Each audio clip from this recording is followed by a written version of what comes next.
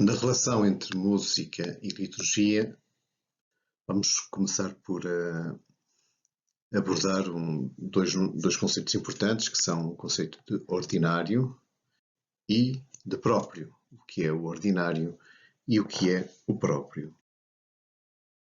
No repertório tradicional, elaborado para a missa romana, estamos a falar da missa romana, distinguimos habitualmente os cânticos que têm texto fixo, que são do ordinário, e aqueles que têm textos que se adaptam à festa do dia ou ao tempo litúrgico em concreto. Esses são o próprio de cada festa ou de cada tempo. Tradicionalmente, o ordinário é composto por 6 peças. O Kyrie, que é uma oração litânica, o Glória, que é um hino, a profissão de fé, o Credo, que é a profissão de fé, o Santos, que é uma aclamação, a aclamação ao prefácio, o Agnus Dei, que é o cântico que acompanha o rito da fração do pão, antes da comunhão, e o Ite Missa Est, que é a fórmula do envio. No repertório gregoriano, o credo está classificado à parte.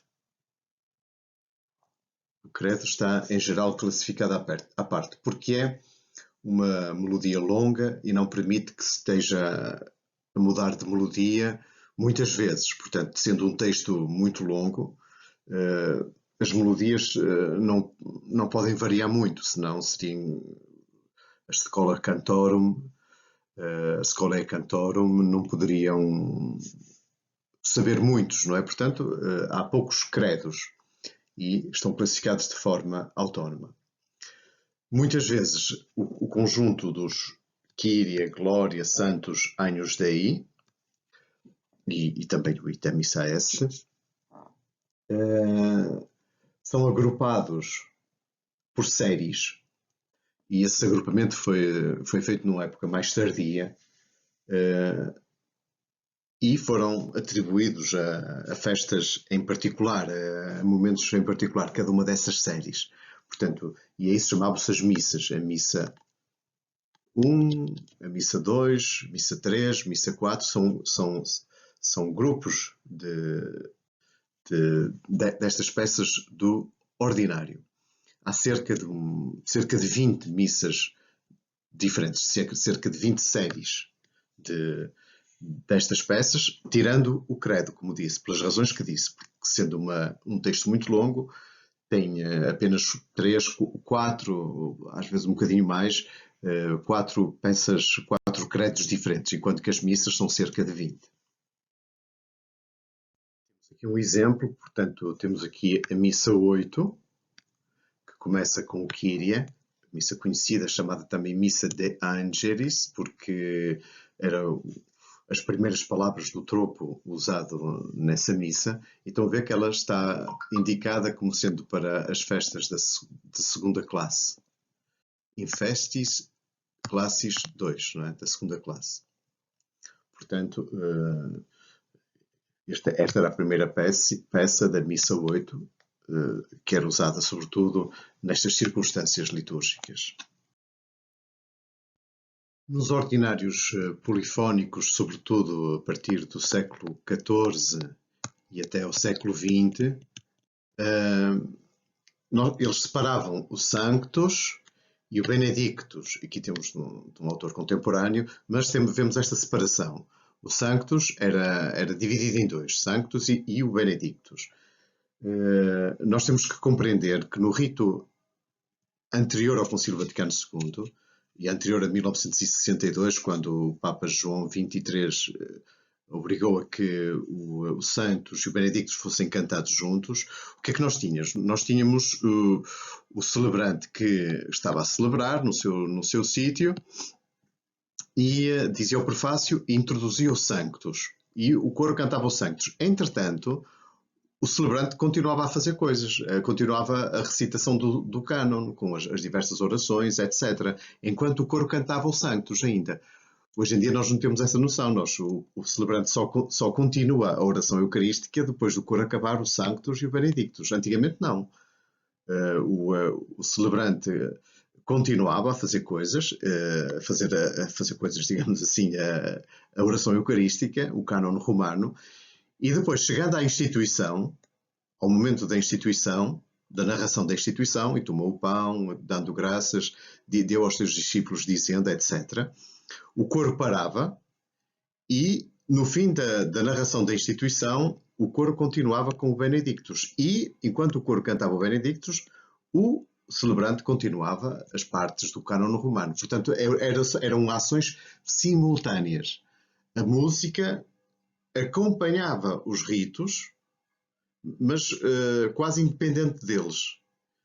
Enquanto o coro cantava, o celebrante ia fazendo aquilo que lhe dizia respeito no rito tridentino.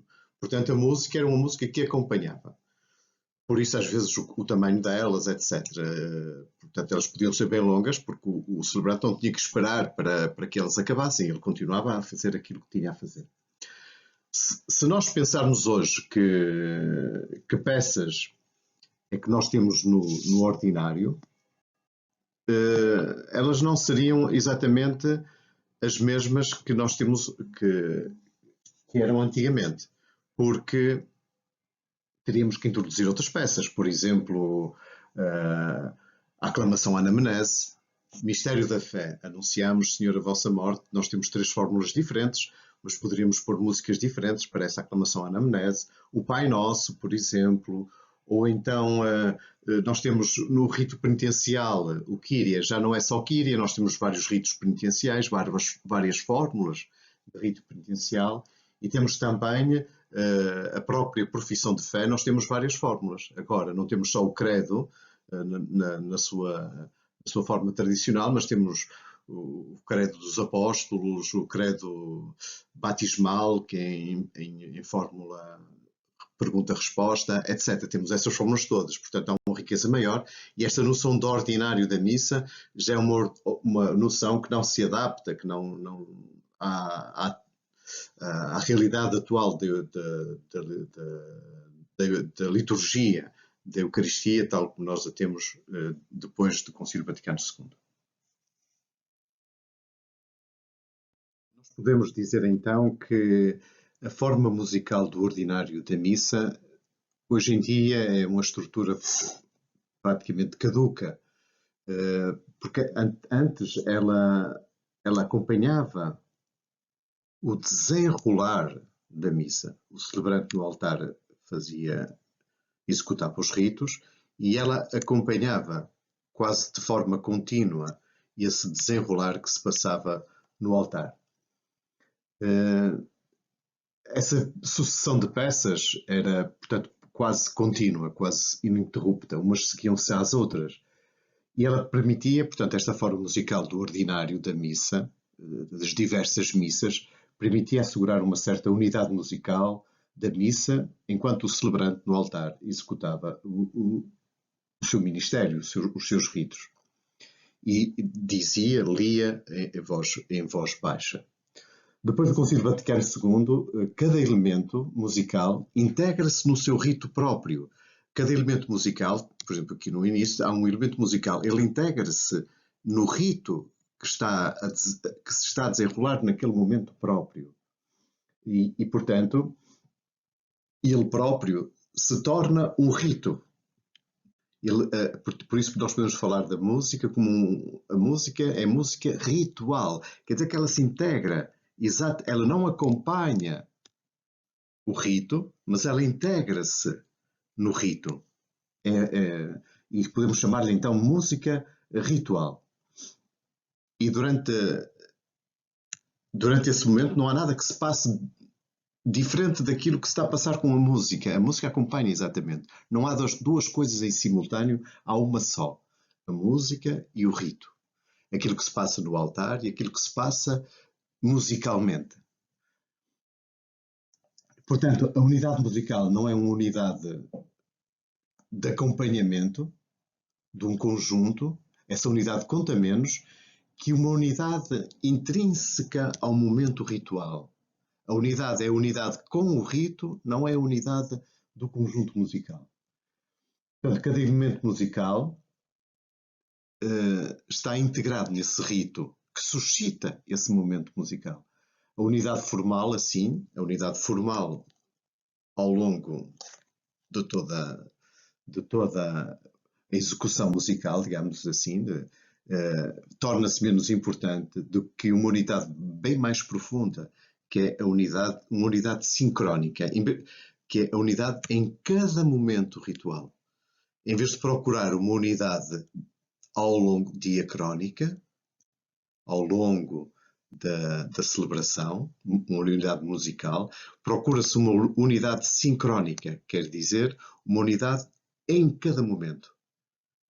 O que é que se está a passar em cada momento no altar? Portanto, a música tem que estar em unidade com aquilo que se está a passar ritualmente no resto da celebração e não procurar uma unidade própria no desenrolar de toda uma missa. Por isso, se nós falávamos da missa 1, 2, 3, não, nós falamos da Eucaristia agora, da missa, e depois a unidade musical entre cada momento ritual com a música que é executada, a música que é cantada.